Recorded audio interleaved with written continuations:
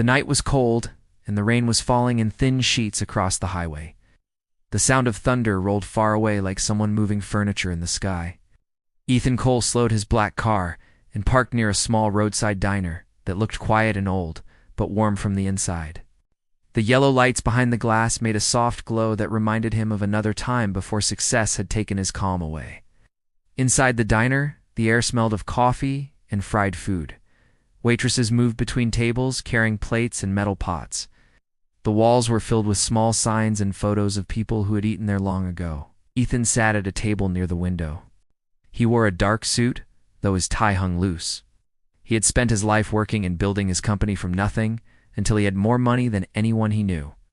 Yet he never felt full inside. It was as if the world had given him everything but had stolen his peace. He looked around, watching old couples talking slowly, truck drivers laughing, and the cook wiping his counter. Near the corner of the diner, by the wall, sat a woman with 2 small children. Her hair was tied up in a loose bun. Her coat was old and wet from the rain. The boy beside her looked about 6, the girl maybe 7. There was only one plate on the table, a simple burger and a few fries. The woman cut the burger into 3 small parts. She smiled at the children as if it was a feast. Ethan noticed how the boy waved his fry and joked, trying to make his sister laugh. The woman laughed too, even though she looked tired. Ethan felt something strange in his chest, like his heartbeat had slowed to listen. He tried to look away, but his eyes returned to the small family again and again. They were not complaining. They were not asking for pity. They were simply sharing what little they had with love that looked larger than anything money could buy.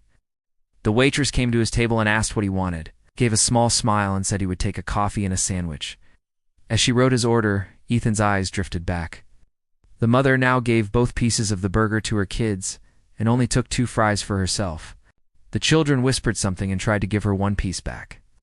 But she said no and smiled again, pretending she was not hungry.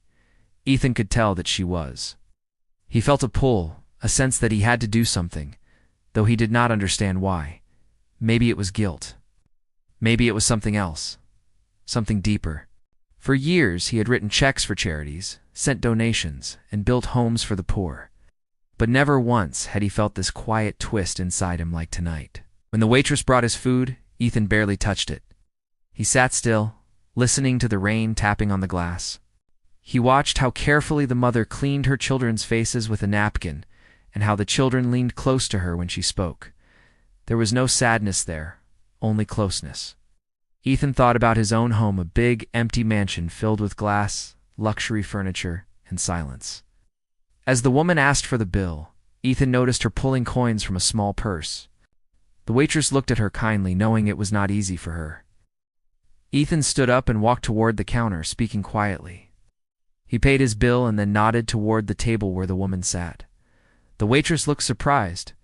Ethan simply said, "Please put it on my check," and left a folded note under the cup. He left before the family could notice. The rain had slowed outside, but the air was still cold. As he walked toward his car, Ethan glanced back through the diner window. Inside, the woman looked confused when she realized the meal was paid for. Her little girl clapped her hands, and the boy said something that made her smile wide, almost glowing. Ethan turned away, his throat tight. Driving down the road, Ethan tried to think about his next meeting, his next deal, anything to stop the strange warmth inside him. But the image of the woman and her children stayed. He could see the way she smiled, even when she had so little. For the first time in many years, Ethan did not feel like a man who had everything. He felt like a man who had been missing something he could not name. He looked into the dark mirror of the windshield and saw a reflection of a man who was rich but empty. Behind him, the diner lights faded into the night, but the feeling did not fade. It followed him home like a soft echo, quiet and alive, something new beginning where he least expected. The week moved slowly after that night, yet the picture of the small family in the diner stayed in Ethan Cole's mind. He tried to focus on work, meetings, and business calls. But every time the rain touched his office windows, he remembered the woman's smile and the way she had shared food with her children. He had seen people with nothing before, but something about her quiet strength had set a spark inside him that refused to fade. He sat in his big office on the top floor of the glass tower he had built many years ago.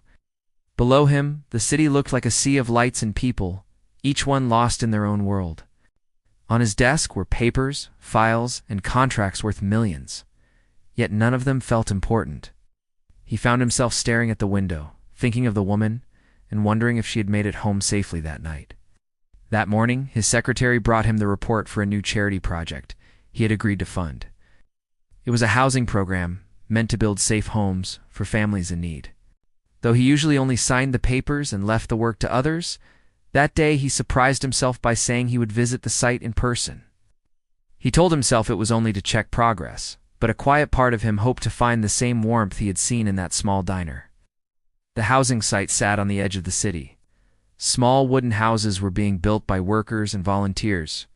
The air was filled with the smell of paint and fresh wood. When Ethan stepped out of his car, he wore no suit, just a simple shirt and jeans that felt strange on him. He walked through the rows of new homes, speaking kindly to workers and asking questions.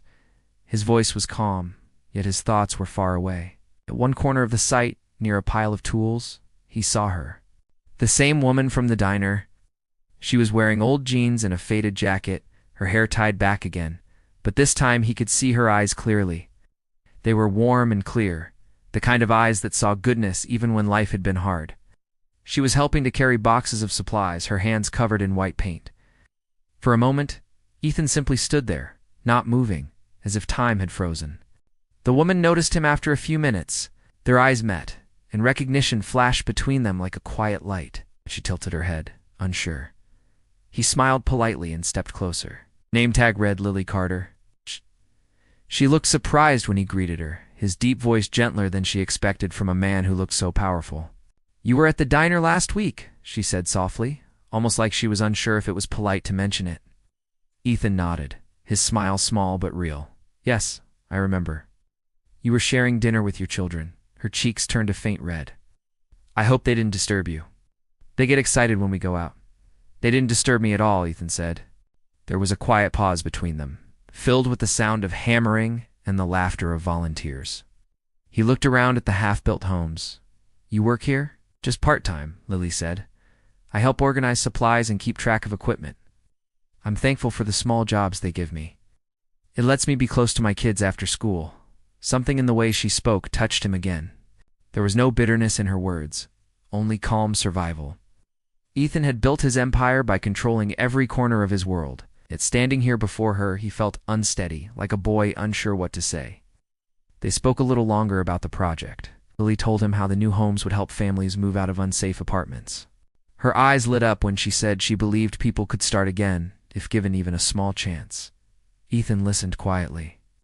He had heard 1,000 speeches about hope before, but never from someone who made it sound real. Before he left, the site coordinator came to greet Ethan and thank him for funding the project. That was when Lily realized who he was, that he was not just a visitor, but the man behind the entire development. Eyes widened in shock. Ethan only smiled in a modest way and said he was simply doing his part. When he returned to his car, his chest felt lighter, though his heart beat heavy. He realized how strange it was that a brief meeting with a woman like Lily could move him more than years of success ever did. Lily stood by the newly built walls, watching his car drive away. She wondered why a man like that would speak so kindly to her. She remembered how her children had laughed about the mysterious stranger who paid for their dinner and felt the same warmth rising again. She turned back to her work, but her mind stayed on him. And something inside her hoped that this was not the last time their paths would meet. The morning sun was bright over the construction site. Workers carried boards, mixed cement, and laughed as the sound of hammers filled the air. Lily arrived early as always, wearing the same old jacket with her hair tied in a neat ponytail. She liked coming before the rush because the silence gave her peace.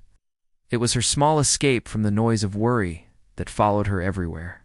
She had bills to pay, children to care for, and a dozen small problems waiting at every corner of her life. But when she was here, helping to build something for people like her, she felt she was part of something that truly mattered.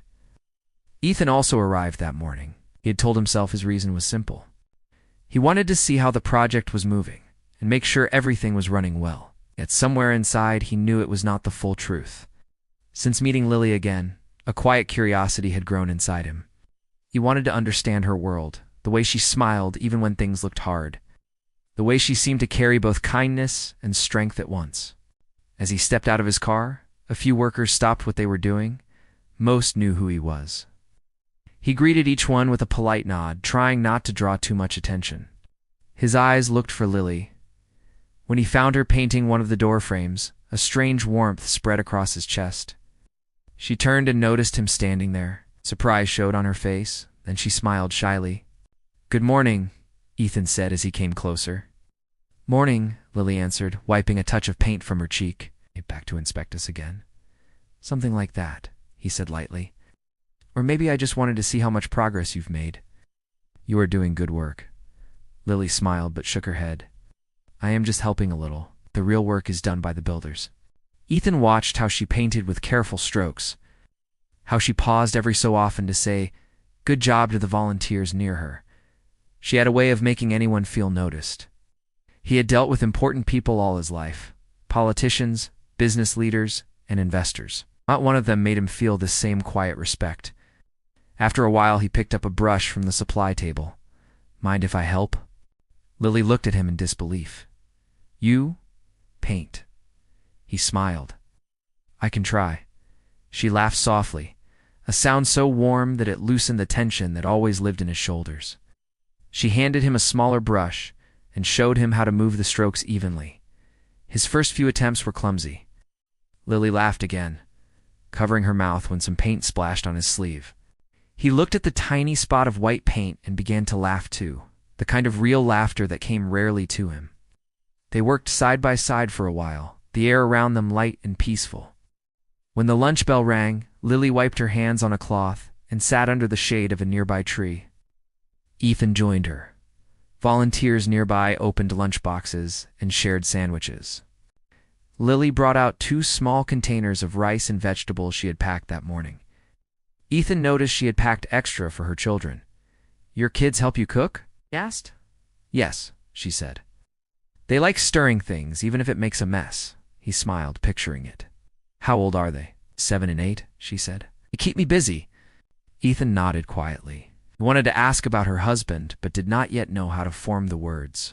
Instead, he told her a bit about his own life, though only pieces. He spoke of how lonely the city could be, even when filled with people. She listened, not fascinated by his success, but by the simple honesty in his tone. The afternoon passed quickly. Before leaving, Ethan spoke with the site manager, offering additional funds for materials and a playground for the children who would live in the new homes. Lily watched him as he walked toward his car again. She noticed how he greeted each worker before leaving, as if he wanted everyone to feel valued. When his car disappeared down the road, she stood still for a while, the sound of hammers fading behind her. For a long time, she had thought people like him only cared about money and numbers. But he seemed different, almost unsure of himself around the simple things of life. She thought of the way he had tried to paint, awkward but willing, and felt a warmth bloom quietly inside her. Ethan, driving away, kept thinking about Lily's laugh, the way it made everything feel human again. He realized that every word she spoke had rested somewhere deep inside him. It was as if he had stepped into a world with light he had not seen for years. That night, lying alone in his wide room, he found himself smiling without reason, thinking not of deals or numbers, but of a woman who painted doors with steady hands and eyes that seemed to hold hope itself. Days at the building site passed with steady rhythm. The sound of tools, the chatter of workers, and the happy voices of volunteers filled the open space. Ethan began visiting more often. At first, people thought he came only to check progress, but soon everyone saw he came to help. He carried boxes, lifted boards, and painted fences beside the others. Each time he showed up, Lily found herself smiling before she could stop it. She was used to strong people who only talked about strength. Ethan was different. He worked quietly, asked questions, and listened when others spoke. He laughed at his mistakes, even when he dropped a brush or forgot to move out of the way of wet paint. Lily tried not to think too much about him, but each day her heart grew warmer toward the man who had once been a stranger at a diner. One afternoon, rain began to fall, and work had to stop early. The workers ran to take cover in the tool shed. Lily stood under a tin roof, her hands full of paperwork that was already getting wet. Ethan came running over and helped her keep the papers dry with his jacket. They both laughed as the rain turned heavier, hitting the ground like tiny drums. When the rain slowed, they sat under the small shed roof, their shoulders almost touching. The air smelled earthy and clean. Ethan glanced at Lily, noticing the drops of water on her hair, and said softly, "You never take a break, do you?" She smiled at him shyly. "I do not have much choice. When you take care of 2 kids alone, there is no break. But I am lucky to have them. They make every day worth it." He asked gently, "Their father?" Her eyes softened. "He passed away in a car accident 4 years ago. He was kind and hardworking. Life changed fast after that. I am sorry," Ethan said quietly. Lily gave a little nod. "We managed. We had to. I learned how to stretch every dollar, how to fix things myself, how to stay strong even when I did not want to." Then she looked at him with a calm smile. "But we are doing fine now." Ethan felt something shift inside him. He admired the way she spoke of loss without bitterness. So many people broke under less pain, but Lily carried her share with grace. He could not remember the last time he met someone who spoke with such peace. He shared a bit about himself then. He told her how he grew up with nothing, worked every day until he became a millionaire, and how all the noise of success had never filled the empty parts inside him. He said he had everything he wanted except a reason to stop and breathe. Lily listened carefully. She did not praise him, but she did not judge either. When he stopped talking, she said simply, "Maybe what you needed was not more, but smaller things that matter." Ethan looked at her, realizing how true her words felt. The sound of children playing somewhere nearby drifted through the rain-soaked air. For the first time in years, he felt unguarded, almost lighter. As days turned into weeks, their friendship grew. They began sharing small cups of coffee each morning before work started. Sometimes they brought lunch and ate together on the steps of the unfinished homes. They laughed about paint spills, about the stubborn cat that kept wandering into the site, and about the little things that made life messy and real.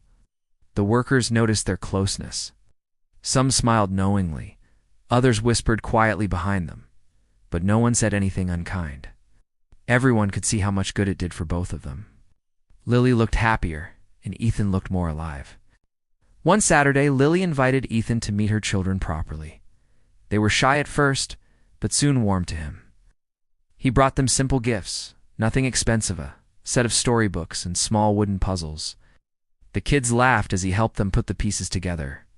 For Lily, watching her children laugh again was like seeing sunlight after a long winter. Later that evening, when he was leaving, Lily's daughter ran to hug him. Ethan froze for a second, unused to the simple warmth of a child's arms. Then he smiled and hugged her gently. Lily watched, her heart swelling with something she could not put into words. That night, as Ethan drove home, the city lights passing by felt softer than usual. He did not feel like the careful man who always planned every step. Instead, he felt like someone beginning again. His thoughts followed the sound of Lily's voice, the way she said his name with quiet ease, and the laughter of her children calling him friend. Lily lay awake that same night, thinking about how strange life could be. A few months ago, she had been worried about rent and food. Now there was this kind man, appearing like a quiet miracle. Not trying to impress her or change her world, just being there with honest eyes. For the first time in a long while, she let herself believe that maybe life still held gentle surprises. Evening settled over the small town with the scent of dinner rising from nearby streets. The housing site was quiet for once. The new roofs gleamed faintly in the pale light. Ethan drove slowly toward Lily's apartment, carrying boxes filled with school supplies and clothes for her children. He had told himself it was only a small favor, yet in his heart he knew it meant more. Lily's apartment stood inside an old brick building with flowers growing in paint cans near the entrance. When she opened the door, Ethan saw how small the space was, and the living room served as both study corner and dining area. The couch had faded fabric, but looked soft and loved. The children looked up as he entered, smiling shyly. Lily thanked him for the visit, though a bit of nervousness showed in her eyes. "You did not have to bring anything," she said. Ethan smiled quietly. "It was nothing. I wanted the kids to have what they need for school." Her son Jason picked up a new set of pencils, his face glowing. "Mom, look, these have colors." Lily laughed softly, watching both children's joy as they explored the box. Her daughter Mia ran to show Ethan the small drawings she had been making. She offered him one of her pictures, a simple sketch of a house with trees and a bright sun. Ethan bent down to look at it. "That is beautiful." "You are an artist already." Mia grinned and said proudly, "Mom says, if I draw enough houses, one will become real." Ethan's chest tightened with a feeling he did not fully understand. He looked at Lily, who smiled, though her eyes carried a shadow of sadness. The children's laughter filled the small room like music, making even the cracked ceiling seem warm. As the night moved ahead, Lily heated tea and offered him a cup. She apologized for not having fancy dishes or snacks. Ethan told her everything was perfect. They sat on the couch while the children played near the window. It had been years since he had sat in a home so full of simple life. His mansion felt more and more like an empty shell in comparison. He asked about her daily routine. She told him how she woke early every morning to prepare meals, get the kids ready for school, and juggle part-time jobs. She spoke without complaint, but Ethan could hear the weight she carried. Every word made him respect her more. "You are doing more than most people I know who have all the comfort in the world," Ethan said softly. "I am only doing what I must," she answered. "Life does not stop when it gets hard. You just find ways to keep moving." Her words stayed with him. He looked around the room again. The space might have been small, but it overflowed with something his life lacked: heart. There were drawings taped to the fridge, paper stars hanging by strings near the window, and the faint smell of candles. Everything spoke of love that refused to give up. When dinner time came, Lily offered him to stay. "They ate a simple food," she said quietly, "but you are welcome to join us." He agreed, though usually he never ate outside fine restaurants. The children giggled as they set the table with mismatched plates and cups. The meal was a simple bowl of soup and bread, yet Ethan found it more satisfying than any meal he had eaten in years.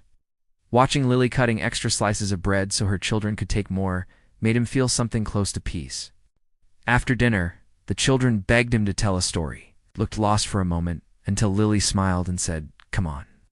I know you have many stories." So he told them about a cat that got lost in a big city and tried to become a taxi driver.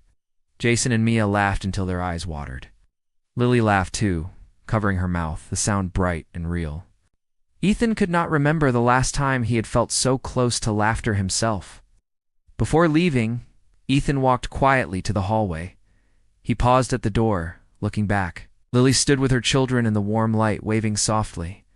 A thought formed in his heart: he wanted to give this family more, not from pity, but because they had given him back something far more valuable than money.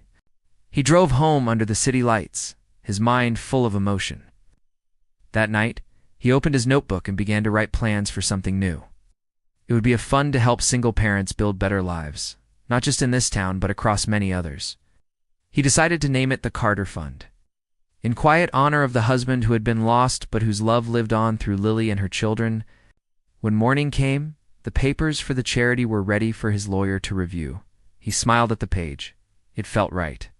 For once, he had found a purpose not driven by power or reputation. He had found it in a small apartment where laughter lived richer than gold. Ethan knew this was only the beginning of something greater, a bridge between two hearts that had once belonged to separate worlds, but now beat closer with each passing day.